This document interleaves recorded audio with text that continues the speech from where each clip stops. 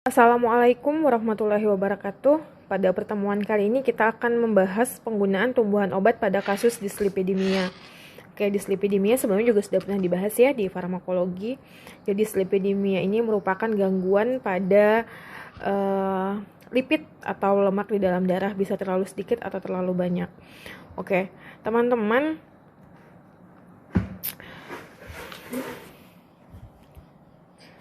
Oke, saya lanjutkan lagi. Ini tadi saya bahas tentang dislipidemia.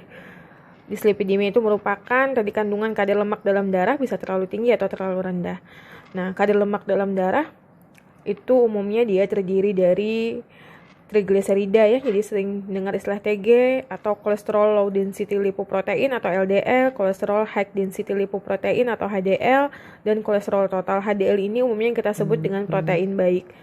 Itu. Jadi yang biasanya bermasalah dengan disebut dislipidemia itu dengan trigliserida, habis itu kolesterol LDL ya yang terlalu tinggi dan kolesterol total.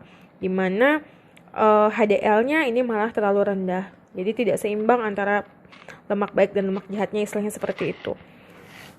Nah, dislipidemia itu dihasilkan dari abnormalitas pada metabolisme lipid. Jadi metabolisme lipid yang tidak abnormal itu yang pertama permasalahan dari dislipidemia, atau dari transportasi lipid plasma, atau pada gangguan sintesis dan degradasi lipoprotein plasma. Jadi masalah utamanya terjadinya dislipidemia itu yang pertama adalah pada metabolismenya, atau pada transportnya, atau pada sintesisnya, dan juga pada degradasi dari lipoprotein plasma itu sendiri. Nah, jadi dislipidemia itu juga bisa disimpulkan menjadi peningkatan konsentrasi kolesterol total, di mana kolesterol LDL atau trigliserida itu meningkat sedangkan HDL-nya menurun.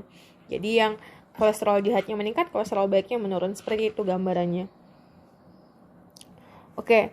Nah, apa sih yang disebabkan kalau misalnya dislipidemia ini dibiarkan dan tidak diatasi? Maka resikonya adalah aterosklerosis, karena kita tahu kolesterol itu yang menumpuk itu di dalam darah. Jadi misalnya ini pembuluh darah. Nah, kolesterol itu numpuk di sini, numpuk. Kalau kolesterol itu numpuk di sini, aliran darah itu terganggu.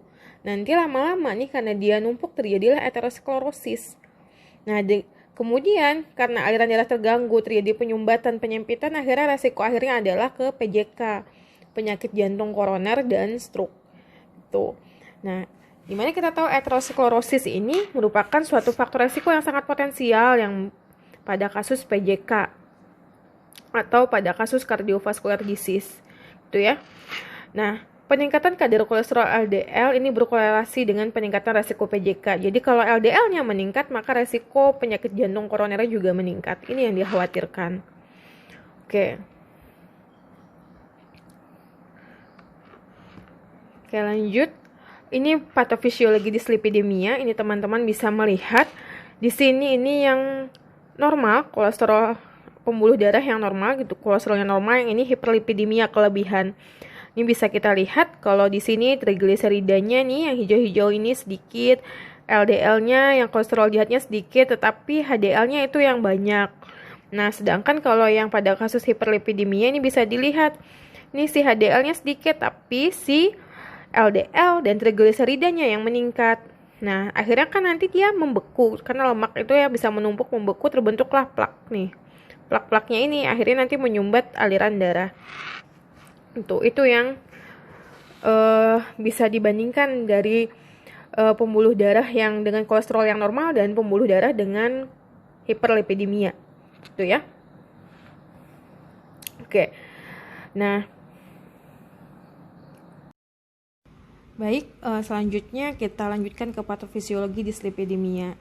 Nah, jadi secara umum saya akan bercerita dulu bagaimana sih proses metabolisme lemak di dalam tubuh atau lipid di dalam tubuh. Jadi sebenarnya proses itu dimulai dari dua jalur ya. Ada jalur eksogen dan juga ada jalur endogen. Endogen dari dalam, eksogen dari luar. Jalur eksogen itu dimulai dari makanan yang masuk. Makanan masuk itu kan dia akan masuk ke dalam usus ya. Di dalam gastrointestinal dia akan dipecah dengan bantuan enzim lipase. Nah, dengan bantuan enzim lipase dia akan dipecah dalam bentuk kilomikron. Jadi kilomikron jadi bentuk lebih kecil sehingga memudahkan dia diabsorpsi. Dia masuk ke pembuluh darah.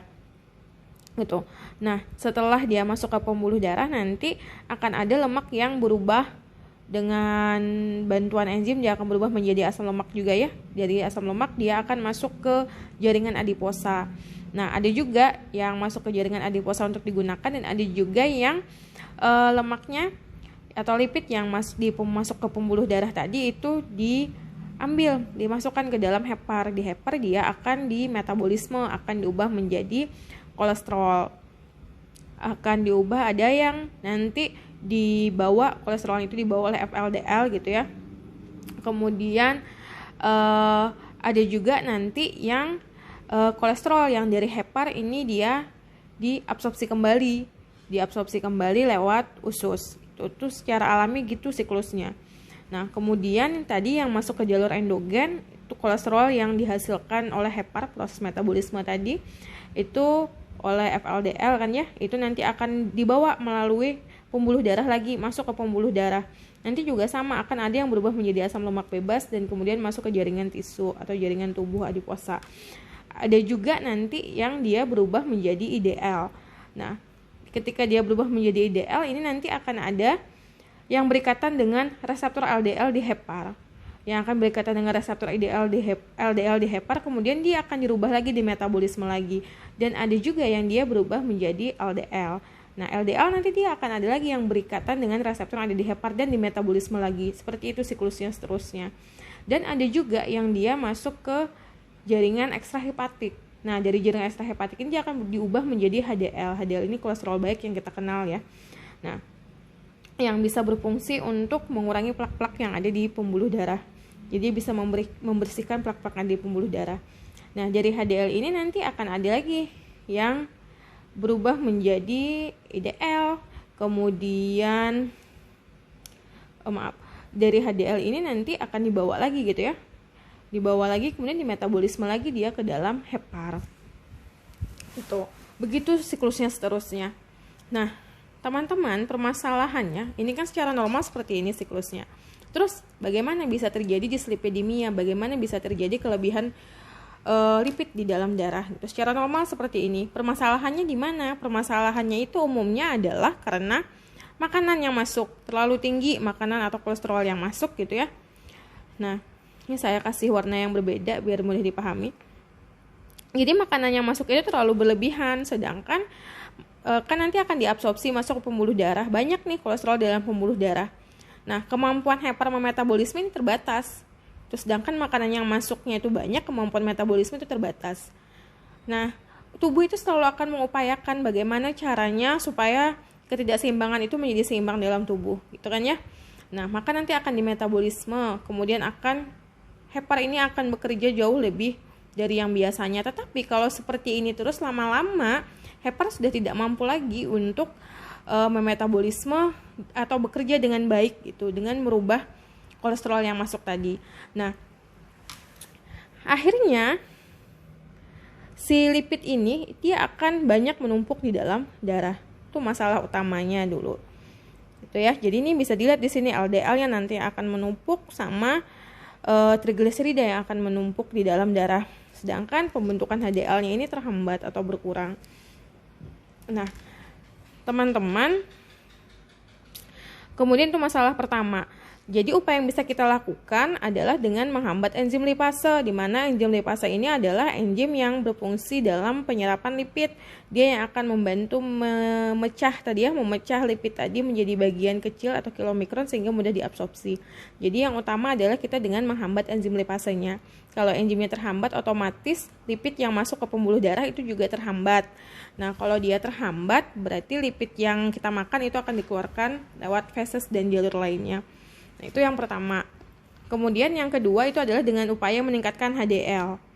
Nah, kemudian yang ketiga itu dengan menghambat HMG-CoA reduktase, di mana kita tahu enzim HMG-CoA reduktase ini adalah enzim yang berperan dalam sintesis kolesterol. Gitu. Jadi kalau HMG-CoA reduktasenya ini dihambat, enzimnya terhambat, otomatis pembentukan kolesterol itu juga akan terhambat. Nah, jadi kalau HMG-CoA reduktase dihambat, kolesterol juga pembentukannya dihambat. Jadi dengan menghambat penyerapannya, kemudian dengan menghambat pembentukannya. Yang ketiga adalah dengan meningkatkan HDL-nya. Mungkin itu secara singkat yang bisa saya sampaikan terkait patofisiologi dan bagaimana mekanisme kerja obat-obat yang berperan pada kasus dislipidemia. Oke, kita lanjutkan lagi.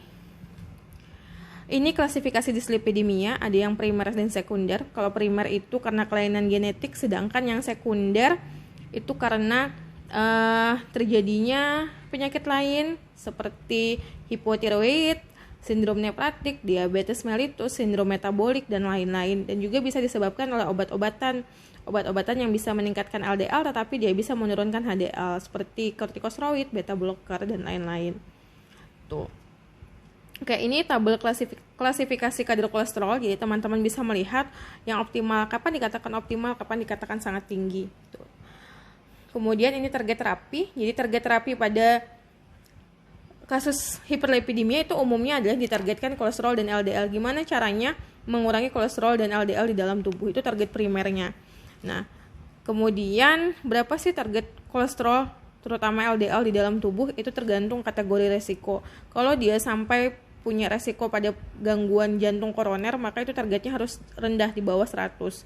Tapi kalau dia hanya punya lebih dari 2 faktor resiko, larinya tidak ke PJK, itu kurang dari 130. Kalau faktor resikonya semakin kecil, maka targetnya juga akan semakin kecil. Oke, sekarang kita lanjutkan lagi. Nah, ini beberapa metabolit sekunder yang saya dapatkan dari beberapa jurnal yang dia bermanfaat sebagai untuk mengatasi hiperlipidemia. Nah, yaitu flavonoid, kemudian saponin, dan triterpenoid. Oke.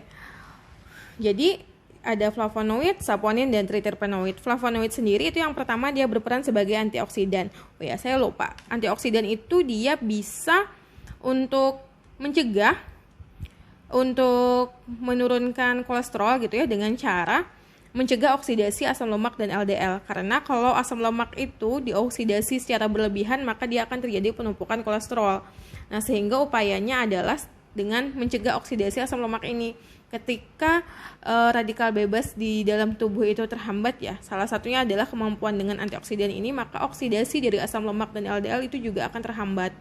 Sehingga kolesterol itu akan menurun. Itu yang pertama dengan antioksidan. Kemudian yang kedua itu dengan menghambat kerja HMG-CoA reduktase.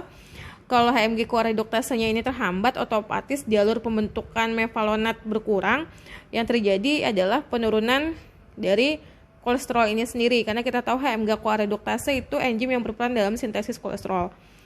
Kemudian yang ketiga ini dengan mengikat kolesterol dalam lumen, duodenum dan jejunum, sehingga asupan kolesterol itu menjadi rendah.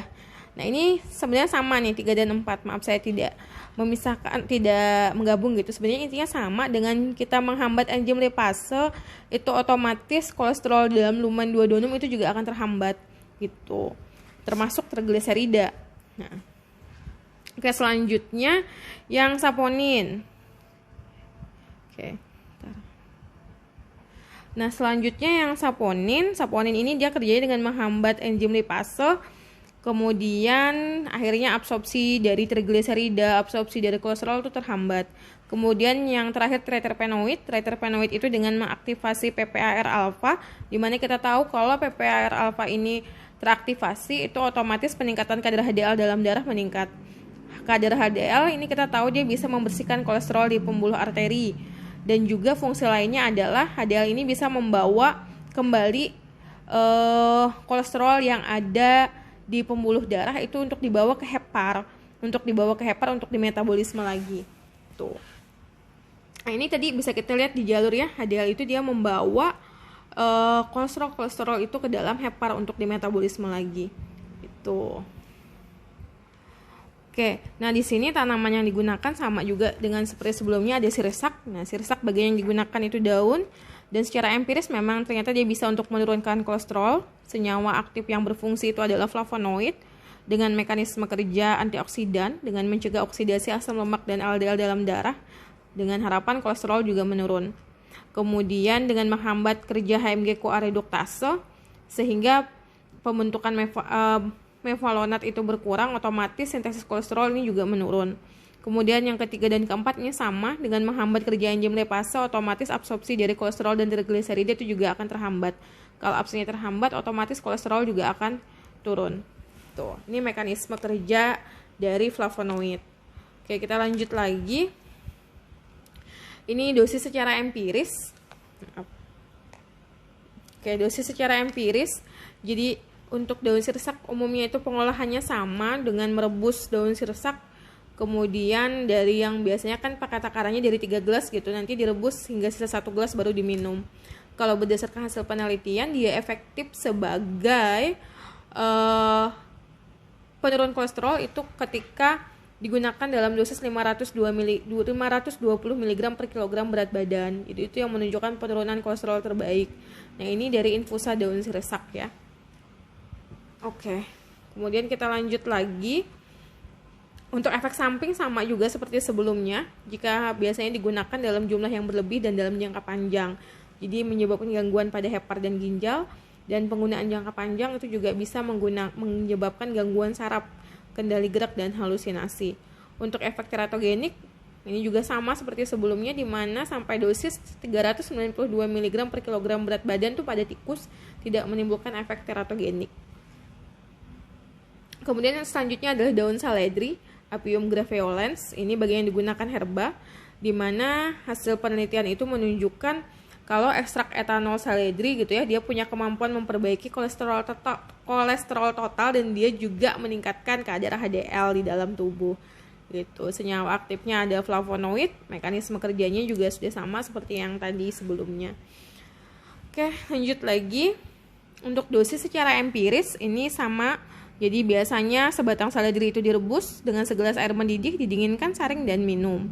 Kalau berdasarkan hasil penelitian, ekstrak ya, jadi di hasil penelitiannya itu membuat ekstrak saledri gitu dengan dosis 75 mg per kilogram berat badan per hari itu menunjukkan signifikan dalam menurunkan kadar kolesterol total dan LDL. Nah, teman-teman, banyak sekali orang yang dengan gangguan PJK gitu, yang dia kolesterol, dia PJK, dia hipertensi, biasanya menggunakan kombinasi dengan saledri. Jadi obat herbal yang untuk penunjang itu biasanya saledri.